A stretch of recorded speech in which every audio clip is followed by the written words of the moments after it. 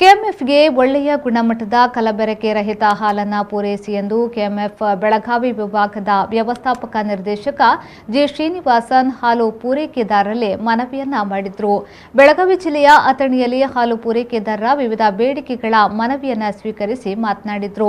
KMF Nandini ಹಾಲು ಹಾಗೂ ಹಾಲಿನ ಇತರೆ ಉತ್ಪನ್ನಗಳ ಮೂಲಕ ರಾಜ್ಯದ ಜನತೆಯ ವಿಶ್ವಾಸವನ್ನ ಗಳಿಸಿದೆ. ಇದಕ್ಕಾಗಿ ಗುಣಮಟ್ಟದ ಹಾಲು ಪೂರೈಕೆ ಮಾಡುವ ರೈತರಿಗೆ ಪ್ರತಿ ಲೀಟರ್ಗೆ ಹಾಲಿಗೆ ₹5 ಸಹಾಯಧನ ಕೂಡ ನೀಡಲಾಗುತ್ತಿದೆ ಎಂದ ಅವರು, ರೈತರು ಕಲಬೆರಕೆ ಅಥವಾ ಕಡಿಮೆ ಗುಣಮಟ್ಟದ ಹಾಲನ್ನು ಪೂರೈಕೆ ಮಾಡಬಾರದು ಎಂದು ಮನವಿಯನ್ನ ಮಾಡಿದರು.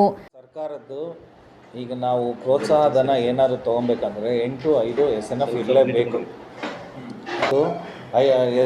ಇದು ಅದು ₹5 ಪ್ರೋತ್ಸಾಹ ಧನ ತಗೊಬೇಕಂದ್ರೆ ಸರ್ಕಾರ ಏನು ನಿಗದಿಪಡಿಸಿರ್ತದೆ ಅದಕ್ಕೆ ತಕ್ಕನಾಗಿ ಗುಣಮಟ್ಟದ ಹಾಲನ್ನ ನಮಗೆ ಕೊಡಲೇಬೇಕು. ಆ ಗುಣಮಟ್ಟದ ಹಾಲು ಕೊಟ್ಟೆ 8-5 SNF ಬರಬೇಕು. ಆ 8-5 SNF ಏನಾದರೂ ಕಮ್ಮಿ ಆದರೆ ಸರ್ಕಾರದ್ದು ₹5 ಏನು ಪ್ರೋತ್ಸಾಹ ಧನ ಏನಿದೆಯಲ್ಲ ಅದು ಬರೋಲ್ಲ. ಅದಕ್ಕೋಸ್ಕರ ನಾವು ರೈತರುಗಳಿಗೆ ಏನಾರು ಹೇಳೋದು, ಆದಷ್ಟು ಗುಣಮಟ್ಟದ ಹಾಲನ್ನ ಕೊಡಿ ಅಂತ ಹೇಳೋವಂಥದ್ದು. ಕೆಲವೊಂದು ಟೈಮಲ್ಲಿ ಏನಾದರೂ ಕೆಲವೊಂದು ವೇಳೆ ಒಳಗೆ ನಿಮ್ಮ ಮನೆ ಎಲ್ಲ ಏನಾದರೂ ಆಕಳುಗಳು ಏನಾದರೂ ಕೆಲವೊಂದು ತುಂಬ ಕಮ್ಮಿ ಈ ಥರ ಆಗುವಂಥದ್ದು. ಬಟ್ ಆದ್ರೂ ಕೆಲವೊಂದು ಟೈಮಲ್ಲಿ ಏನಾದರೂ SNF ಕಮ್ಮಿ ಬಂದು ಹಾಲು ಹಿಂಡ್ದಾಗ್ಲೇ ಕಮ್ಮಿ ಬಂದರೆ ಅದಕ್ಕೆ ತಕ್ಕನಂಥ ಪೌಷ್ಟಿಕಾಂಶಗಳನ್ನು ಕೊಟ್ಟು ನಮ್ಮಲ್ಲಿ KMF ಕ್ಯಾಟ್ಲ್ ಫೀಡ್ದೇ ಇದೆ, ಕ್ಯಾಟ್ಲ್ ಫೀಡ್ ಅಂತಲೇ ಇದೆ, ಪೌಷ್ಟಿಕಾಂಶ ಎಲ್ಲ ಕೊಟ್ಟು ಅದನ್ನು 8-5 ಬರೋಂಗೆ ಮಾಡೋದು ನಮ್ಮ ಇದ್ರದ್ದು ಏನು ಅಧಿಕಾರಿಗಳು ಆದ್ಯ ಕರ್ತವ್ಯವಾಗಿದೆ. ಇದನ್ನು ಸ್ವಲ್ಪ ನಾವು ಗಮನ ಹರಿಸ್ಕೊಂಡು ಗಮನ ತೊಗೊತೀವಿ. ಬಟ್ ಎಲ್ಲ ರೈತರಿಗೂ ಮನವಿ ಮಾಡೋದು ಇಷ್ಟೇ, ಏನಂತ, ಒಳ್ಳೆ ಹಾಲು ಕೊಡಿ, ನಾವು ಗುಣಮಟ್ಟದ ಹಾಲು ಕೊಡಿ, ಇನ್ನೂ ಹೆಚ್ಚಿಗೆ ಹಾಲು ಕೊಡಿ, ಗುಣಮಟ್ಟದ ಹಾಲು ಕೊಡಿ. ಕೆಎಂಎಫ್ ನಿರ್ದೇಶಕ ಅಪ್ಪಸಾಹೇಬ ಅವತಾಡಿಯವರು ಮಾತನಾಡಿ, ಸರ್ಕಾರದ ನಿಯಮಾನುಸಾರ ರೈತರು ಪೂರೈಸುವ ಹಾಲಿಗೆ SNF 8.4 ಅಥವಾ 8.5 ಬರುವುದು ಕಷ್ಟ. ಇದಕ್ಕೆ ಕೆಲ ನೈಸರ್ಗಿಕ ಕಾರಣಗಳಿವೆ. ಹೀಗಾಗಿ 8.1 ರಿಂದ 8.3 SNF ಹಾಲಿಗೆ ಸಹಾಯಧನ ಕೊಡಬೇಕೆಂದು ಸರ್ಕಾರದ ಮಟ್ಟದಲ್ಲಿ ಚರ್ಚಿಸುವೆ ಎಂದು ಹೇಳಿದರು.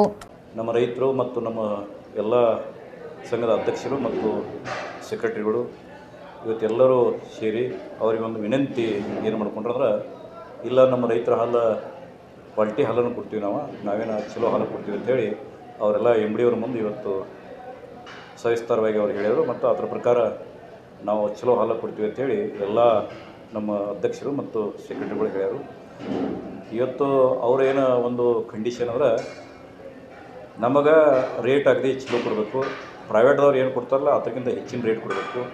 ನಿಮ್ಮ ಒಂದು KMFದಿಂದ ನಮಗೆ ಒಂದು ಭರವಸೆ ಐತಿ, ಅನೇಕ ಯೋಜನೆಗಳು ಎಲ್ಲ ನೀವು ಮಾಡ್ತೀರಿ ಮತ್ತು ಒಂದು ನಮಗೆ ಚಲೋ ರೇಟ್ ಕೊಡ್ಬೇಕಂತ ಹೇಳಿ ಅವ್ರದ್ದೊಂದು ಬೇಡಿಕೆ ಐತಿ. ಪ್ರೈವೇಟ್ದವ್ರು ಇವತ್ತು ಏನು ಮಾಡ್ತಾರೋ, ಒಂದು ಸ್ವಲ್ಪ ದಿವಸ ಹಾಲು ತೊಗೋತಾರೋ ಮತ್ತು ಅವರು ನಮ್ಮನ್ನು ಬಿಟ್ಟು ಹೋಗ್ತಾರೋ, ಅದು ಮೋಸ ಮಾಡ್ತಾರೋ.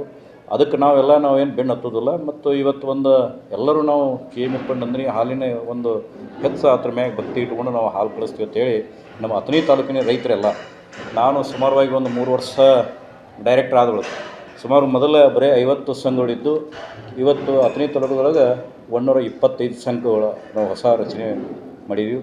ಆ ಎಲ್ಲ ಸಂಘದಿಂದ ಇವತ್ತು ನಮ್ಮದೇನು ಟಾರ್ಗೆಟ, ಅಥಣಿದಿಂದನೇ ಬೆಳಗಾವಿ ಯೂನಿಯನ್ಕ್ಕೆ 50,000 ಲೀಟರ್ ಹಾಲು ಒಂದು ಕಳಿಸುವಂಥ ಗುರಿ ನಾವು ಮಾಡಬೇಕಂತ ಹೇಳಿ ವಿಚಾರ ಇಟ್ಟುಕೊಂಡು ಕೂತಿದ್ವಿ. ಈ ಸಂದರ್ಭದಲ್ಲಿ ಹಾಲು ಪೂರೈಕೆದಾರರ ಪರವಾಗಿ ಅಭಯ ಪಾಟೀಲ್, ಅನಿಲ ಸಾಳ್ವಿಕೆ, ದಶರಥ ಸಾಳ್ವಿಕೆ, ದೀಪಕ್ ಸೂರ್ಯವಂಶಿ, ಲಕ್ಷ್ಮಣ್ ಮರನೂರ, ಜಗದೀಶ್ ನಾಯ್ಕ, ಮಹಾಂತೇಶ್ ಪೂಜಾರಿ, ಬಾಬಾ ಸಾಹೇಬ್ ಜಾಧವ, ರತ್ನಪ್ಪ ಅಂಬಾಜಿ ಸೇರಿದಂತೆ ಅನೇಕ ಹಾಲು ಪೂರೈಕೆದಾರರು ಈ ಸಂದರ್ಭದಲ್ಲಿ ಪಾಲ್ಗೊಂಡಿದ್ದರು. ಸತೀಶ್ ಕೋಳಿ, ವಿ4 ನ್ಯೂಸ್, ಅಥಣಿ.